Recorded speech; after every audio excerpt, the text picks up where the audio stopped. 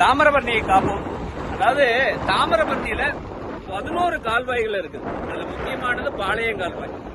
பாளையங்கோட்டை பகுதியை செழிப்பாக்கி, அதே போல முன்னீர் பள்ளம், தருவை இதெல்லாம் செழிவாக்கி, பிறகு பார்த்தீங்கன்னா செட்டிக்குளம், அப்புறம் வந்து பாறைக்குளம், புத்தமர் குளம் இதெல்லாம் செழிப்பாக்கி தூத்துக்குடி வரை செல்லும், பசவபுரம் வரை செல்லும் இந்த பாளையங்கால்வாய ஆரம்பமாக இருக்கிற மேலைச்சேவல் மருதூருக்கிடையே இருக்கிற அந்த ஊரை தான் நம்ம அணைக்கட்டை தான் பார்க்க போறோம்.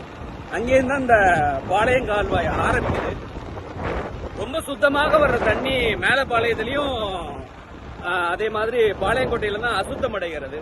அதனால அந்த தண்ணீர் அணைக்கட்டுகள் எப்படி இருக்குது, நேரடி கள ஆய்வு பண்ணினாதான் அது எப்படி இருக்குன்னு தெரியும். அதனாலதான் நாங்க அங்க நேரடியா செல்கிறேன். இந்த தாமிரபரணி சுத்தம் அடையணும்.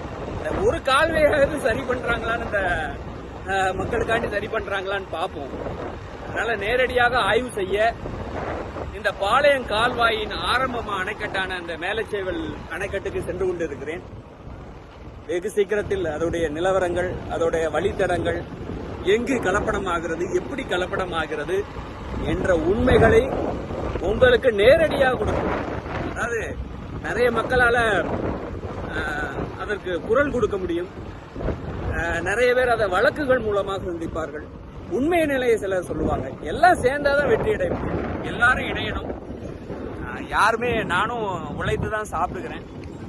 மீதம் இருக்கிற சின்ன சின்ன நேரங்களில் இந்த மாதிரி நல்ல விஷயங்களுக்கும் முற்படுகிறோம். கண்டிப்பாக வெகு சீக்கிரத்தில் விடிவு வர வேண்டும். எல்லா மக்களுக்கும் தாமிரபரணி சுத்தமாக கிடைக்க வேண்டும் என்பதுதான் என்னோட ஆசை. தாமிரபரணியை காப்போம். நன்றி.